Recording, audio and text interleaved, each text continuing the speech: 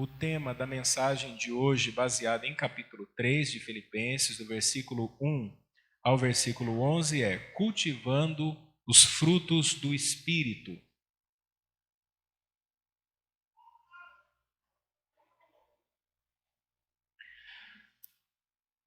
Diz assim a palavra de Deus: Resta, irmãos meus, que vos regozijeis no Senhor. Não me aborreço de escrever-vos as mesmas coisas, e é segurança para vós. Guardai-vos dos cães, guardai-vos dos maus obreiros, guardai-vos da circuncisão. Porque a circuncisão somos nós, que servimos a Deus no Espírito, e nos gloriamos em Jesus Cristo e não confiamos na carne. Ainda que também podia confiar na carne, se algum outro cuida que pode confiar na carne, ainda mais eu, circuncidado ao 8º dia, da linhagem de Israel, da tribo de Benjamim, hebreu de hebreus, segundo a lei, fui fariseu, segundo o zelo, perseguidor da igreja, segundo a justiça que há na lei, irrepreensível. Mas o que era para mim ganho, reputei-o perda por Cristo. E na verdade tenho também por perda todas as coisas, pela excelência do conhecimento de Cristo Jesus meu Senhor, pelo qual sofri a perda de todas estas coisas e as considero como esterco, para que possa ganhar a Cristo. E seja achado nele, não tendo a minha justiça que vem da lei, mas que vem pela fé em Cristo, a saber, a justiça que vem de Deus pela fé, para conhecê-lo e a virtude da sua ressurreição e a comunicação de suas aflições, sendo feito conforme a sua morte, para ver se de alguma maneira eu possa chegar à ressurreição dos mortos. Amém. Nós temos meditado nessa carta do apóstolo Paulo, e ela é uma carta escrita a uma igreja que ele encontrou motivos tanto para se alegrar quanto motivos para chamar a atenção daquela igreja. Ele já havia passado por aquela região há pelo menos uns 10 anos. Ele fundou a igreja na cidade de Filipos, uma cidade muito importante, era uma colônia romana, tinha uma administração romana, tinha o idioma latim, a cidade era habitada por pessoas do alto escalão do Império Romano, veteranos de guerra, e era uma cidade que teve muita importância no ministério do apóstolo Paulo, porque eles enviaram donativos, contribuições, ofertas para sustentar o ministério do apóstolo. Ele foi visitado pelo líder daquela igreja, um homem chamado Epafrodito. Quando este foi a Roma visitar o apóstolo Paulo, ele ficou doente. A igreja recebe algumas notícias de que o líder da igreja não está bem. Paulo, então, resolve escrever a carta à igreja, com 3 objetivos em mente. Primeiro, agradecer as contribuições aos donativos da igreja, dizendo que foi muito importante, que ele agradece pela cooperação no evangelho. Segundo, dar informações a respeito do pastor da igreja. De fato, ele havia passado à beira da morte, mas naquele momento, naquela ocasião, ele estava bem. E terceiro, possivelmente porque ele tinha recebido notícias da igreja de que algumas coisas estavam acontecendo na igreja que estavam afetando a liderança e a convivência dos irmãos, provavelmente divisão, briga, desentendimento, e umas pessoas conhecidas aqui, ou chamadas de judaizantes, que estavam trazendo alguns ensinos contrários à graça de Cristo revelada no Evangelho. Aí Paulo escreve a carta com esses 3 objetivos em mente.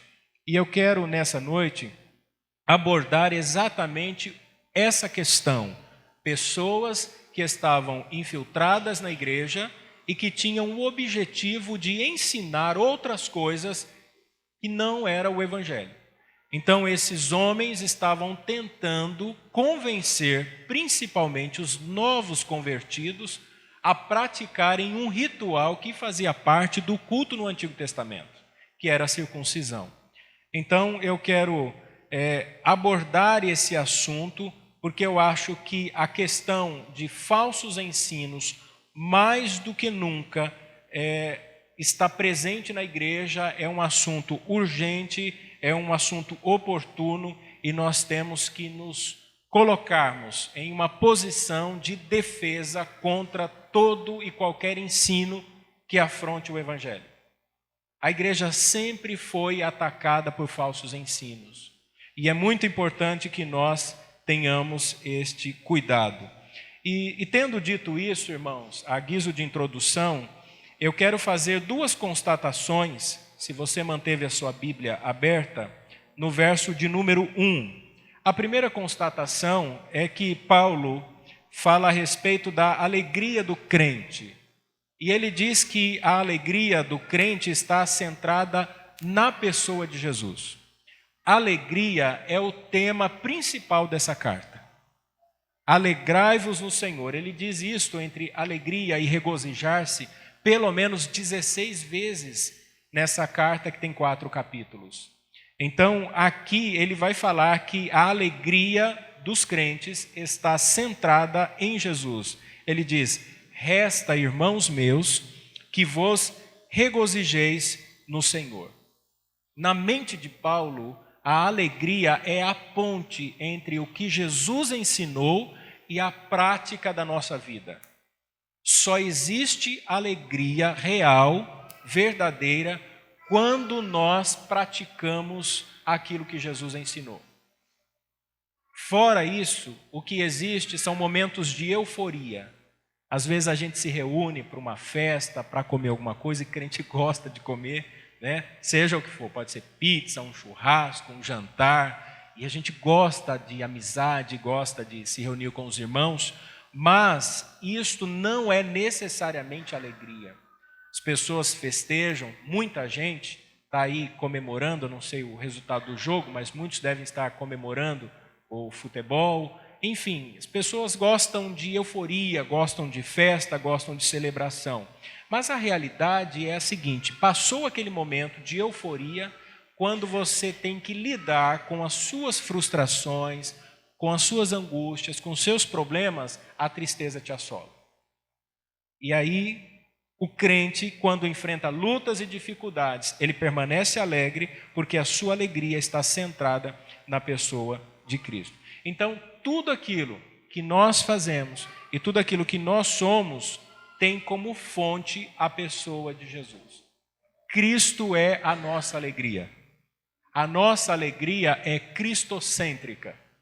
Eu me sinto feliz, eu me sinto alegre, eu me sinto realizado na pessoa de Jesus. A segunda constatação de Paulo, no verso 1, é que o Evangelho é a fonte do verdadeiro ensino. Notem que ele está preocupado com falsos ensinadores na igreja. E ele diz assim: não me aborreço de escrever-vos as mesmas coisas. Ou seja, Paulo está dizendo: eu não vos trago um ensino novo. Eu não estou ensinando algo novo para vocês. Eu estou reafirmando as mesmas verdades do Evangelho. Porque nós cristãos não corremos atrás de novidade. Nós não estamos interessados em novidades. Quando alguém diz assim: olha, um novo ensino, um novo movimento, uma nova crença, uma coisa nova está acontecendo em toda a igreja no Brasil. Nós não. Nós permanecemos firmes na verdade de Cristo que é revelada no Evangelho. Então, o Evangelho é o nosso pão diário, é o nosso alimento espiritual. No verso 2 ele diz então a respeito desses falsos ensinadores que estão na igreja. Olha só o que ele diz: guardai-vos, ou seja, acautelai-vos, tenham cuidado, estejam prevenidos, estejam atentos, fiquem espertos acerca de falsos ensinadores. Tomem muito cuidado. A ideia de Paulo com guardai-vos é que um perigo está iminente. Sempre existem pessoas tentando persuadir, convencer, tentando agrupar outros com falsos ensinos. Cada dia que passa surge um ensino novo. Ontem mesmo uma igreja de um pastor amigo meu fez uma publicação de um seminário que vai ter na igreja. Aí surgiu uma palavra grega e eu fiquei pensando assim, mas o que é isso, né? Será que é alguma coisa nova? E de fato é. Aí eu procurei na internet e aquela palavra grega significa aprendendo a ministração profética. As igrejas sempre correndo atrás de novidade, sempre procurando uma coisa nova, a heresia sempre batendo a porta da igreja com muitas faces, com muitas faces. Ora, com a aparência de intelectualidade, de filosofia ou de misticismo, mas sempre acampando ao redor da igreja, tentando enlaçar alguém. Por isso que Paulo fica preocupado, ele é apóstolo, ele fundou essa igreja, e ele então vai aqui falar sobre estas pessoas. Ele diz assim: guardai-vos dos cães, guardai-vos dos maus obreiros e guardai-vos da circuncisão. Ele identifica, dando aqui 3 adjetivos: cães, falsos obreiros e falsa circuncisão. O que Paulo quer dizer com isso? Primeiro, cães. Eu sei que tem muita gente que gosta de cachorro, né? Eu também tenho cachorro em casa. Mas no Antigo Oriente, o cachorro não era visto como o amigo fiel. O cachorro era visto como um animal semi-selvagem. E geralmente eles andavam em bandos nas ruas, né? E atacavam as pessoas em matilhas, e caçando e revirando o lixo, né? Com latidos raivosos, e estava sempre perambulando as ruas. Paulo diz que esses homens que estão perambulando as igrejas, como no caso a igreja de Filipos, eram como cães raivosos. Eles estavam procurando presas, procurando pessoas para se tornarem suas vítimas, crentes descuidados, despercebidos, que seriam atacados por eles. E Paulo chama-os de cães. Agora ele também usa um outro adjetivo, ele diz assim: são falsos obreiros, porque eles não são cooperadores. Lembra que quando Paulo escreveu a carta, ele chamou os irmãos da igreja e os bispos de cooperadores no evangelho. E ele disse: e não é de agora, desde o início, vocês permanecem comigo. Então Cristo há de completar essa obra na vida de vocês.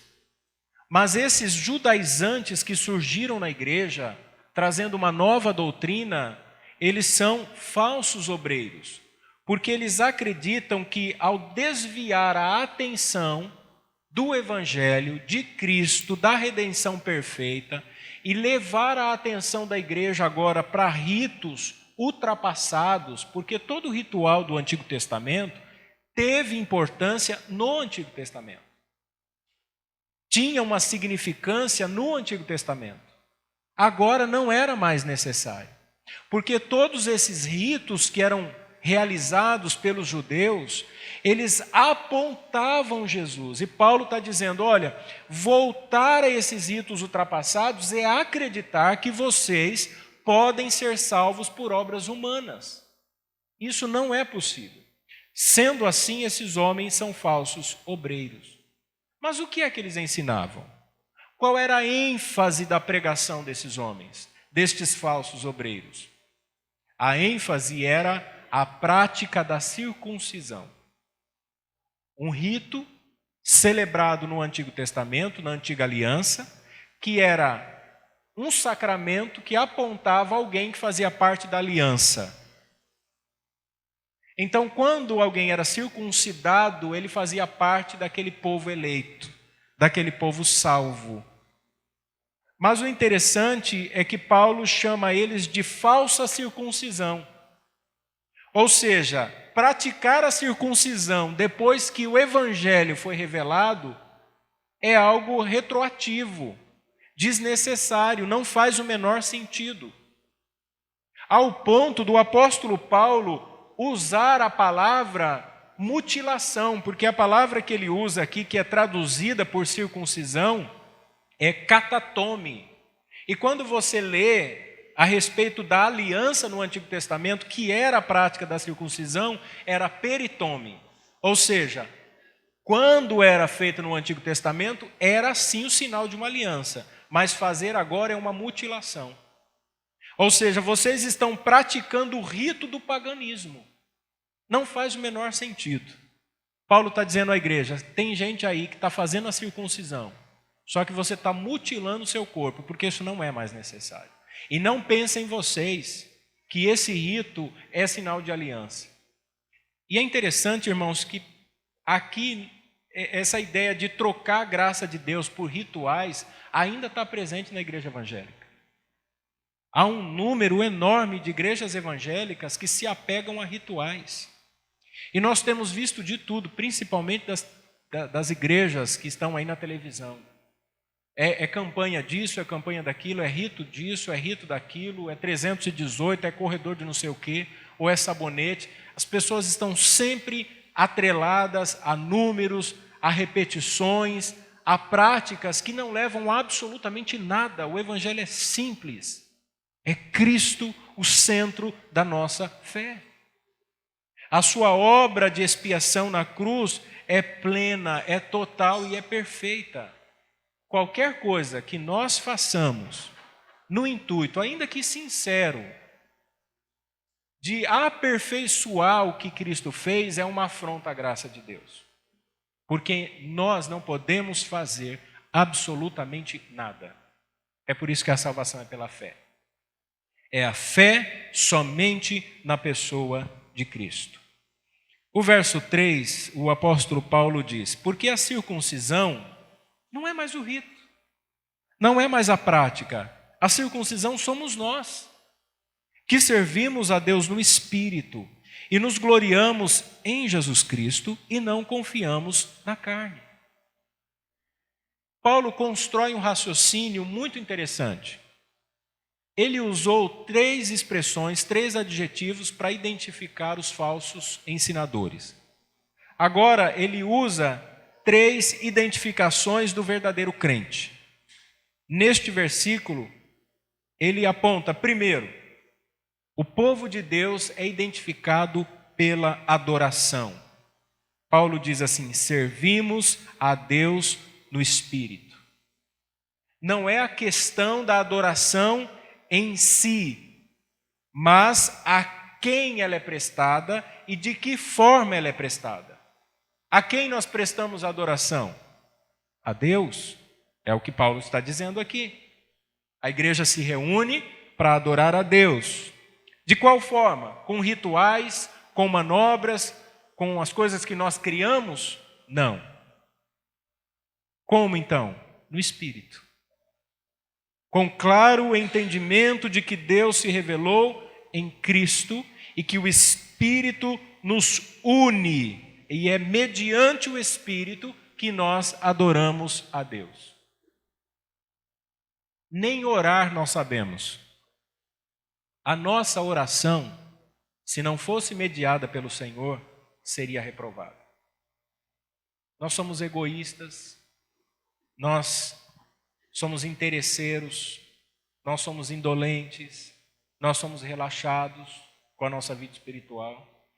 Nós não cuidamos sequer com a expressão verdadeira, e eu falo aqui não o jeito, não a linguagem, mas a devoção que vem do nosso coração. Às vezes a gente ora de maneira fria e mecânica, palavras repetidas, sem a menor reflexão, sem aplicar a nossa mente aquilo que nós estamos falando, dizendo para Deus.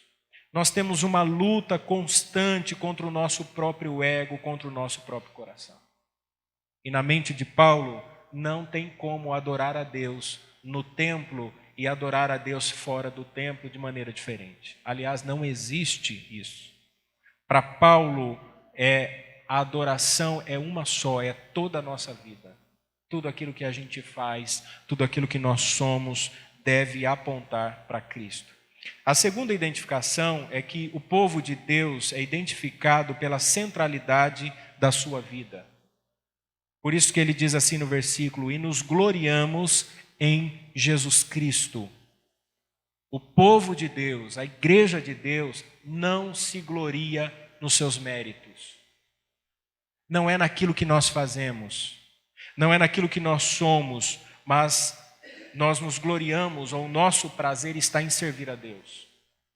Cristo é a fonte do nosso prazer. Eu sinto alegria em servir a Deus. Não é nas circunstâncias à minha volta, mas é na pessoa bendita do Senhor. Então nós nos gloriamos em Cristo. Nos gloriamos nos méritos de Cristo. Nos gloriamos na cruz de Cristo. Sentir prazer. Você já participou de algum evento, talvez uma orquestra sinfônica, ou um teatro? Eu não sei se você já foi em algum lugar assim, onde um espetáculo é apresentado, né? Ou num circo. E aí você vê lá pessoas com os dotes artísticos apresentando alguma coisa e você se sente bem, sente prazer, porque você está assistindo um espetáculo. E você fica impressionado, e você olha para aquele artista e você diz assim: que coisa incrível, eu jamais faria isso. Mas você se sente realizado por assistir a um espetáculo. Quando eu falo do prazer da vida cristã, está no espetáculo da cruz. A morte de Cristo na cruz é o espetáculo da glória de Deus. Quando eu olho para o Calvário e eu vejo Cristo morrendo por mim, isso me dá satisfação plena na alma, porque é algo que eu jamais poderia fazer. Ele morreu por mim. Ele entregou sua vida para me resgatar. Ele cumpriu a justiça de Deus por causa da queda de Adão. E eu tenho hoje plenamente satisfeita essa justiça de Deus, que me justifica. Isso é expiação. Isso me dá prazer. O que pode dar mais prazer a um cristão do que saber que os seus pecados lhe foram perdoados? Nada. Nada. Então eu me alegro em Cristo e me glorio em Cristo. É isso que Paulo está dizendo aos irmãos. Então, praticar ritos é dizer a Cristo: olha, o que você fez não foi o suficiente. É acreditar que ainda é necessário fazer algo mais. Terceiro aspecto, o povo de Deus é identificado pela decisão de não confiar na sua carne. Por isso que ele diz assim: e não confiamos na carne. Ou seja, nós não confiamos em nenhuma religião produzida pelo nosso próprio coração. Eu não vou me apoiar em mim mesmo. O cristianismo não é aquilo que eu faço por mim. Porque eu vou à igreja, porque eu participo da ceia, porque eu desci as águas do batismo, porque eu sou dizimista, porque eu sou fiel nas atividades, porque eu estou sempre presente. Não, absolutamente não. Nada disso. Isso é importante para o nosso crescimento, mas nada do que a gente faz ou deixa de fazer nos dá qualquer mérito diante de Deus. Na verdade, o cristianismo é o que Deus fez por nós em Cristo. É isso que a gente precisa entender. Eu olho para Jesus e eu vejo em Cristo a satisfação de Deus em nos resgatar. Porque Deus, o Pai, entregou o seu Filho. Não há expressão maior de amor do que essa. Não existe. Eu tenho uma filha de 8 anos. Eu jamais daria minha filha para salvar a vida de alguém. E se você tem filhos, eu tenho certeza que você faria a mesma coisa. Aliás, ao contrário, você pensaria em entregar a sua vida para salvar seu filho. Mas a expressão tão profunda e tão doce de Deus, o Pai, é entregar o Filho, em tornar o Filho um espetáculo de humilhação, de afronta, de desprezo, de dor, de lágrimas, a ponto de morrer naquela cruz, mas não por uma possibilidade, não por uma expectativa. Quando Deus decidiu entregar o Filho, e quando o Filho decidiu resgatar o seu povo, Ele já pensou em nós. Não fostes vós que me escolhestes, mas eu vos escolhi a vós, para que vades e deis fruto. Nós só estamos aqui hoje diante desse Cristo ressurreto, glorioso, porque Deus nos amou, porque Deus nos resgatou. Então, qualquer ideia, qualquer pensamento de que se eu faço alguma coisa para ser salvo é uma afronta à graça de Deus. Qualquer esforço para ser salvo. Eu não faço nada para ser salvo, eu faço porque eu sou salvo. Eu não me santifico para ir morar no céu, eu me santifico porque eu já sou cidadão do céu.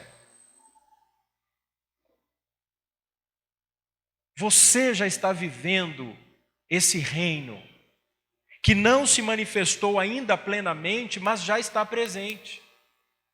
Nós já vivemos o reino de Deus. O reino foi inaugurado com Cristo. Esta sempre foi a pregação da igreja primitiva. Arrependei-vos, porque é chegado a vós o reino dos céus. Nós já estamos nesse reino de Deus. Estamos e ao mesmo tempo anelamos que ele se manifeste plenamente. Mateus 6. Antes buscai o reino de Deus e a sua justiça. Se nós vivemos isso, tudo que a gente precisa, comida, bebida, vestimenta, o rei deste reino eterno há de suprir as nossas necessidades. Então, nós já vivemos nesse reino. Se fosse pensar assim sobre questão da religiosidade, se os judaizantes estavam dizendo para a igreja, olha, é necessário que vocês comecem a praticar a circuncisão, é necessário que vocês sejam judeus primeiro, chamados prosélitos, que era aquele que se convertia ao judaísmo. Vale a pena lembrar que a cidade de Filipos não tinha predominância judaica, né? Na maioria ali eram romanos e tinha os gregos que estavam presentes. Paulo então diz para eles o seguinte: se vocês acham que o testemunho judaico é fundamental, que a prática judaica é fundamental para a salvação, então eu vou apresentar para vocês a minha credencial.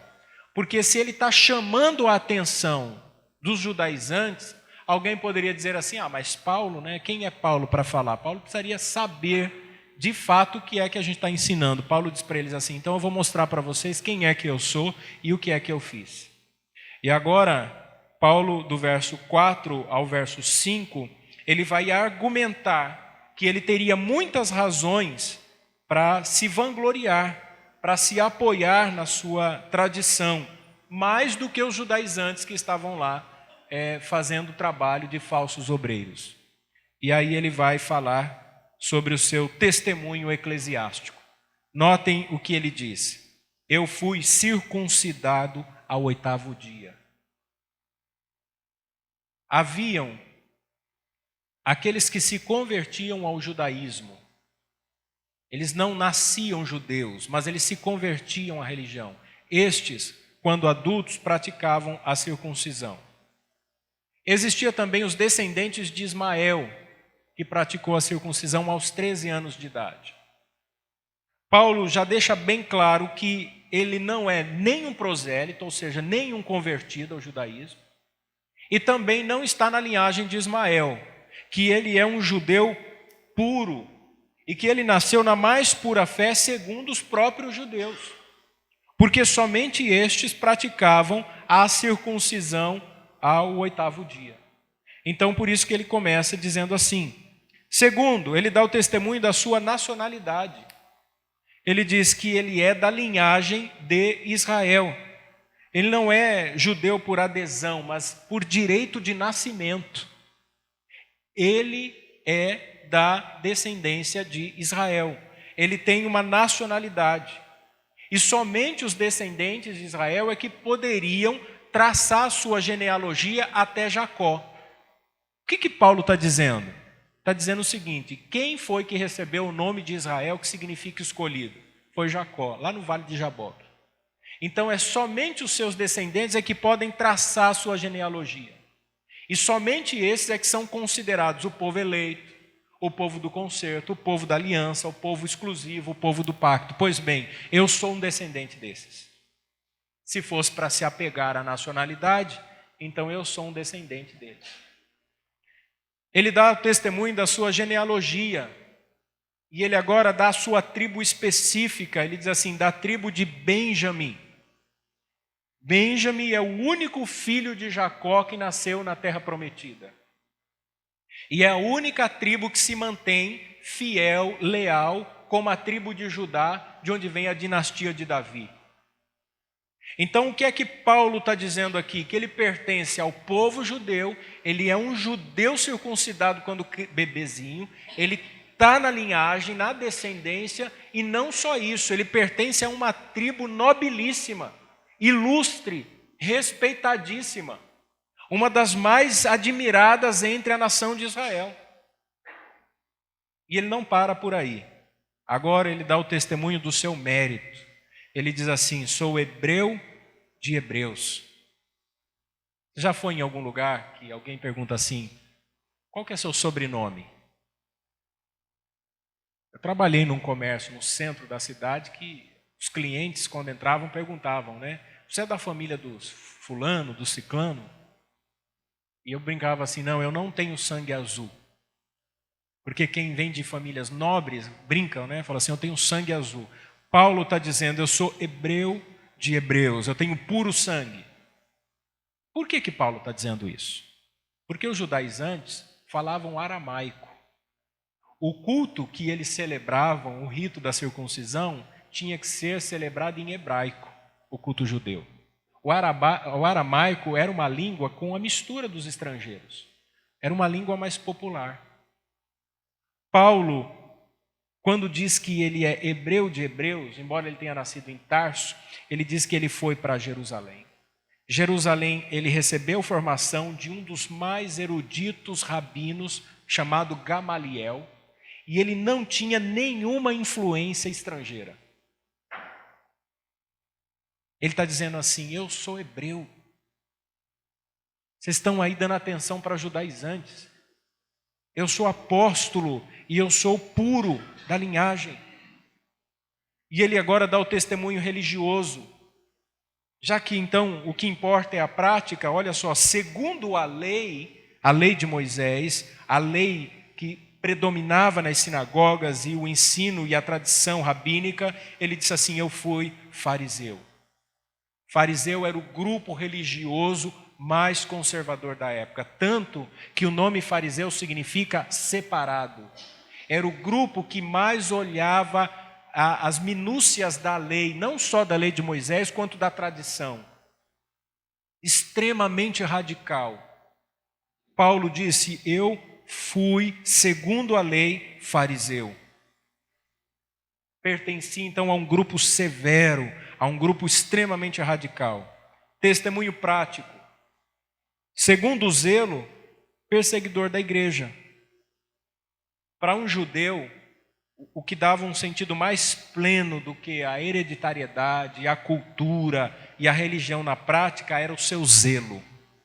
Tinha que ser radical, zeloso. E ele tem isso como emblema aqui entre os judeus, um emblema de honra, um distintivo da religião judaica. Ele está dizendo assim, eu persegui a igreja porque eu era, segundo a lei, fariseu. Então, se a questão é zelo, eu persegui a igreja. Testemunho pessoal. Segundo a justiça que há na lei, irrepreensível. Irrepreensível. Paulo não está dizendo aqui que ele não tem pecados. Mas ele está dizendo aqui que se houvesse culpa porque alguém não estava observando a lei, o que era o ensino dos judaizantes, ele está dizendo assim, então eu sou irrepreensível. Porque se a questão é circuncisão, eu fui circuncidado. Se a questão é ser judeu, eu sou judeu, mas não convertido, eu sou judeu de linhagem. Se a questão é a linhagem, eu sou da melhor linhagem, eu sou da tribo de Benjamim. Se a questão é a formação intelectual, eu me estudei em Jerusalém, aos pés de Gamaliel. Se a questão é a prática, eu fui fariseu, o mais zeloso entre vocês. Se a questão então é ser zeloso e radical, então tá bom, eu persegui a igreja também, eu matei cristãos, é isso que vocês querem saber? Pois bem, eu fiz isso. Se a questão então é observar a lei, a tradição, eu sou irrepreensível. Alguém poderia ler isso aqui e dizer assim, esse homem é demais. Não tem como ser tão santo assim. Não tem como alguém ser tão observador, tão dedicado à religião como esse homem. E aí Paulo, então, apresenta a sublimidade do Evangelho, a beleza do Evangelho, a grandeza do Evangelho. Nós nos apegamos a isso aqui, quando achamos que fazemos alguma coisa bem feita. Paulo tinha tanta coisa para se apegar. E olha o que ele diz no verso 7. Ele diz assim: mas o que para mim era ganho, reputei-o perda por Cristo. Toda a minha vida no judaísmo, toda a minha religião, todo o meu esforço não vale nada. Se comparado à experiência com Cristo, eu tenho não como lucro, mas como perda. É como alguém que trabalhou, e quando ele chegou lá na frente, ele olhou para trás e diz assim: tempo perdido. Tudo isso não vale absolutamente nada. E a gente consegue destacar algumas verdades aqui no verso 7. A primeira verdade é que a pessoa de Cristo é mais importante do que os rituais religiosos. Isso pode soar estranho, e você pode ouvir isso e dizer assim: ah, mas eu não sou judeu. Mas nós somos religiosos. E às vezes nós confundimos a prática religiosa com a vida espiritual. E nós pensamos e nos apegamos ao fato de sermos membros de uma igreja e pensar assim: eu sou salvo e vou para o céu porque eu sou da igreja. Quando na verdade a pessoa de Cristo é superior a tudo isso. E o conhecimento de Cristo, segundo a verdade aqui, não é apenas teórico, mas sobretudo um relacionamento íntimo e pessoal. Todos os ritos a que Paulo estava acostumado a fazer não o levaram à salvação. O relacionamento com Jesus é um relacionamento pessoal. Conhecer a Cristo, ter intimidade com Cristo, ter comunhão com Ele, não é religião, é vida. Sentir a presença de Deus em nós. Terceiro, o amor de Cristo suprime, sufoca, rebaixa todas as nossas prerrogativas e prioridades. Tudo que você considera um privilégio na sua vida, tudo aquilo que você considera prioridade na sua vida, não vale nada diante do que Cristo é e do que Cristo fez. Cristo é mais importante do que todas as coisas. Eu devo amar a Cristo mais do que a minha esposa, mais do que o marido, mais do que os filhos, mais do que o trabalho, mais do que os bens. Cristo deve ser o alvo, a fonte, o sentido prioritário na minha vida, o objetivo maior da minha existência. É em Cristo que está a minha satisfação. Pessoas nos decepcionam, nós decepcionamos a nós mesmos. Cristo jamais.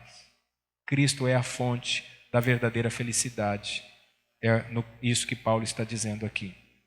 No verso 8 ele diz assim: e na verdade, tenho também por perda todas as coisas. Tudo isso eu considero perda, comparado à excelência do conhecimento de Jesus Cristo, meu Senhor, pelo qual sofri a perda de todas estas coisas e as considero esterco para que possa ganhar a Cristo. Então Paulo toma toda a experiência religiosa, tudo aquilo que ele viveu e que faria com que as pessoas, ao olharem para ele, dissessem assim: esse homem é muito religioso. Esse homem é muito cuidadoso, ele é muito observador da lei e poderia admirar Paulo. Paulo está dizendo: não façam isso. Na verdade, tudo isso, peguem tudo isso e joguem fora, porque isso é esterco. Você já imaginou? Você tem coragem de fazer isso? De dizer assim: pastor, toda a minha vida, tudo aquilo que eu pratiquei, que foi uma afronta a Deus e que eu achava que estava certo, eu pego tudo agora, isso aqui é esterco. E essa palavra que Paulo usou tem duas traduções, a palavra esterco. Tem uma tradução na linguagem popular entre os judeus e tem uma tradução na linguagem médica entre os judeus. Na linguagem popular, significava o resto dos alimentos que eram jogados aos cães.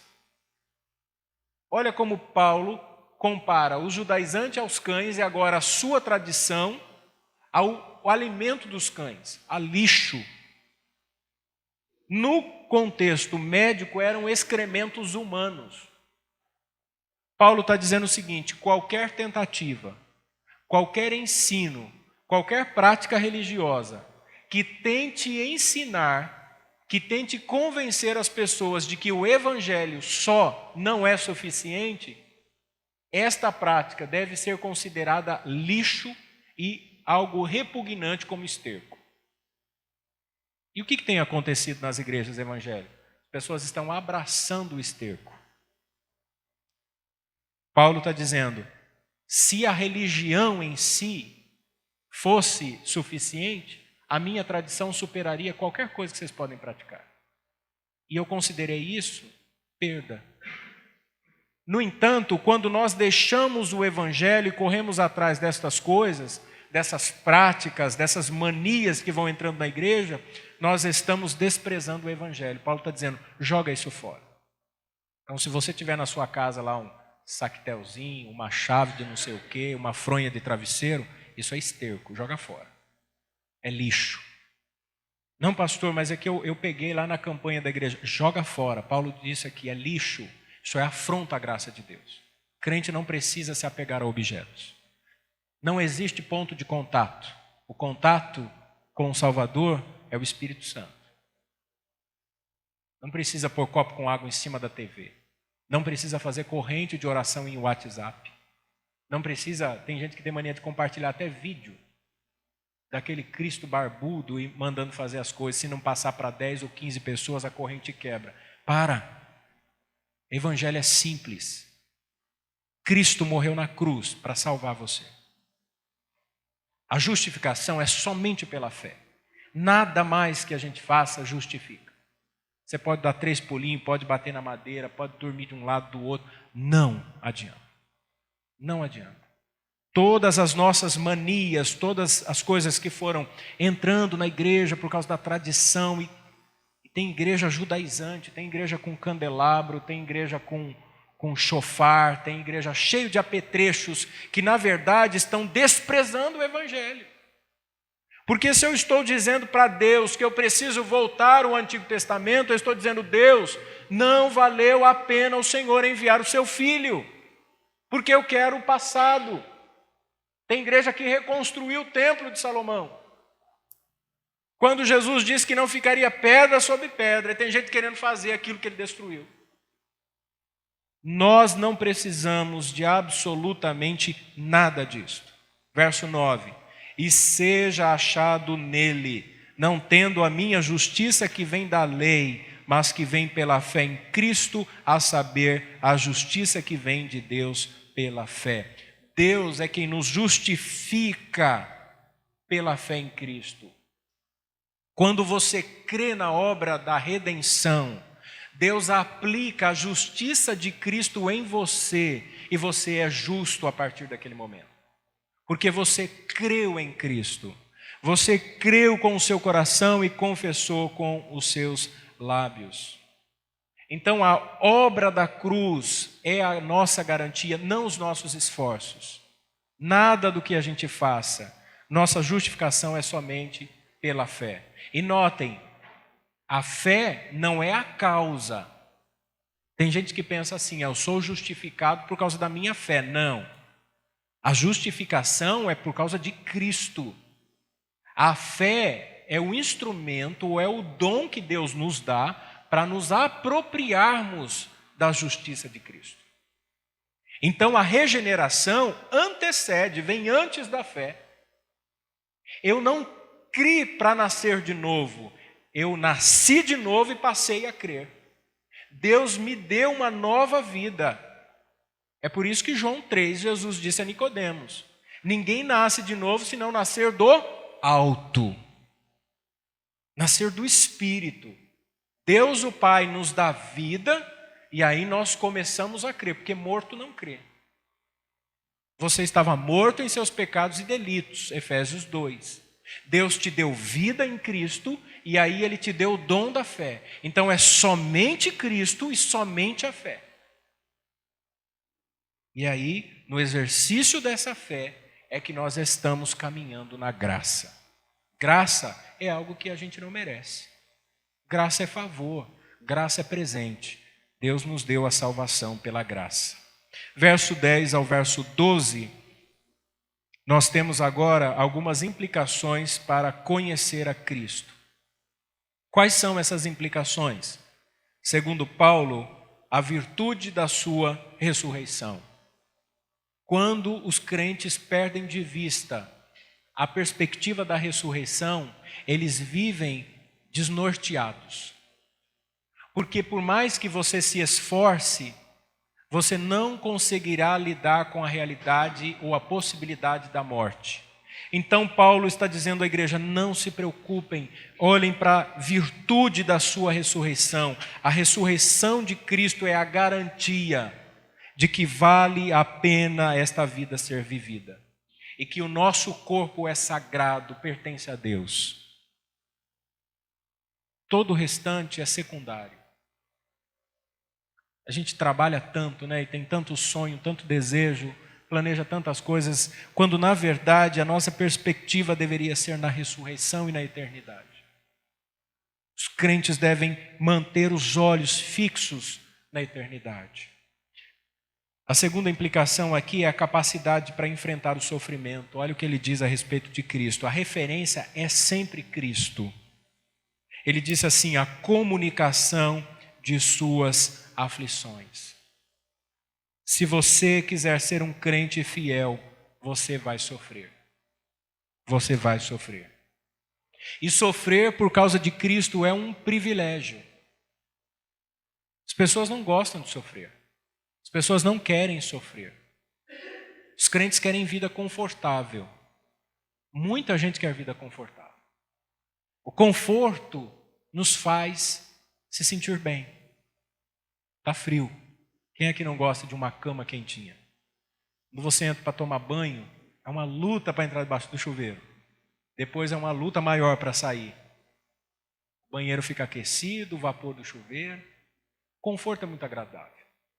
Chega na sua casa depois de um dia de trabalho, cansado, desgastado, estressado, senta naquela poltrona presidencial, né? Tem aqueles homens que têm aquelas poltronas assim, que aperta o botão, levanta, descansa as pernas.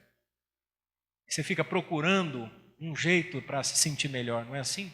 Na cama também é assim, né? Você vira de um lado, vira do outro, até que você encontra o jeito confortável. E você pensa assim, agora eu estou bem. Até que alguém peça um favor para você, né? Dias eu deitei e me ajeitei, falei, agora eu vou dormir. E a Joana, papai, pega um copo de água para mim. Eu falei, meu Deus do céu. Nós gostamos do conforto e a gente busca isso em todos os sentidos da nossa vida.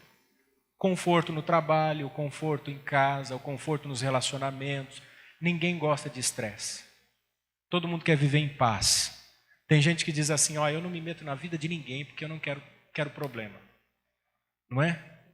Eu não gosto de participar das coisas de família porque depois começa uma confusão, uma brigaiada e eu não gosto de confusão com ninguém. Você já foi fiador de alguém? Avalista? Você arruma uma confusão para a sua vida e você fica pensando assim, mas por que eu fui fazer isso? Por que eu fui me intrometer? Ou entrou num assunto alheio, de repente alguém estava conversando alguma coisa, passou e falou, o que vocês estão falando aí? E aí você dá uma opinião, de repente você se vê envolvido na situação e você pensa assim, por que eu fui me meter nisso? Porque a gente gosta de conforto. Quando eu vou para Indaiatuba, passo no desvio do pedágio e ali tem muitos condomínios de alto padrão. E tem aquelas pessoas fazendo propaganda dos condomínios, né? E eles entregam aqueles folders. Eu peguei um folder esses dias atrás, assim, olhei aqueles imóveis decorados, piscina, aquela família, todo mundo bonito, né? Fala assim, não sei, a minha família é muito feia, porque família de propaganda, todo mundo é bonito, a criança é bonita, todo mundo é saudável, a pele é rosada, os olhos são azuis, verdes, cabelo esvoaçante. E você fica olhando aquele folder e você fala assim, poxa vida, deve ser tão confortável morar num condomínio desse, né? Salão gourmet, academia, salão de festas climatizado, cinema. Todo mundo tem esse tipo de sonho, sonho americano, de formar os filhos numa boa faculdade. Só que aí a gente se esquece que vida cristã é vida de sofrimento, é vida de aflição. E nós começamos a viver em busca desse conforto, dessa satisfação, e qualquer problema que acontece na nossa vida, a gente começa a reclamar e esquece que Cristo comunica suas aflições. Porque Jesus não morreu na cruz para a gente ter vida confortável. Ele pagou o preço para que nós fôssemos resgatados do inferno. Então, Paulo está dizendo, sofrer pela fé não é motivo de tristeza. Ao contrário, é um deleite aqui inefável, não dá nem para explicar. E quem está escrevendo essa carta aqui não está numa vida boa, ele está preso em Roma, na antessala do martírio. Ele sabe que vão cortar a cabeça dele fora, vai ser decapitado, e ele está escrevendo, dizendo assim, Cristo comunica as suas aflições. Terceira e última implicação, a gloriosa expectativa da vida futura. Notem, ele diz assim, para ver se de alguma maneira eu possa chegar à ressurreição dos mortos. Eu abandonei toda aquela religião, todos os apetrechos daquela religião antiga, para ver se de alguma maneira, agora crendo em Cristo, eu alcance a ressurreição dos mortos. Essa palavra de Paulo não pode ser confundida com uma dúvida. Paulo está em dúvida, talvez, de alguma maneira ele chegue à ressurreição? Não. Nem é uma esperança tímida. O que Paulo está dizendo para nós aqui é o seguinte, antes da ressurreição, a ressurreição é que ele está dizendo aqui para nós, vem a morte. Antes da alegria, vem o choro. Antes do monte, vem o vale. Antes da vida no céu, vem a vida na terra. Então, permaneçam firmes. Antes do gozo eterno, vem o sofrimento presente. Tem muita gente que quer morar no céu, mas não demonstra isso na prática. Não demonstra. Muitos cristãos que falam assim, não, eu creio que quando eu morrer eu vou para o céu, mas a vida não diz isso. Não é condizente com a sua confissão. Portanto, vamos nos esforçar para que a gente possa chegar à ressurreição dos mortos. E eu concluo, meus irmãos, dizendo o seguinte, como igreja de Cristo, nós temos que nos manter diligentes e cuidadosos para que essa unidade permaneça. Os falsos ensinos devem ser combatidos. Devemos preservar essa salvação pela graça, sempre esse ensino simples de que não é possível ninguém ser salvo pelas obras. Não aceitar qualquer ensino que contrarie a graça do Evangelho. Nossa fonte de esperança é Cristo. Nele nós vivemos e por Ele e para Ele nós fazemos todas as coisas. É por isso que Paulo diz, alegrai-vos sempre no Senhor. Outra vez vos digo, alegrai-vos. Vamos orar? Gostaria que você ficasse em pé nesse momento.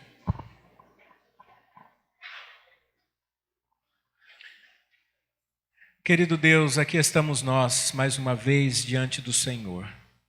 Nós te louvamos pela tua bendita palavra, que tem nos ensinado muitas coisas.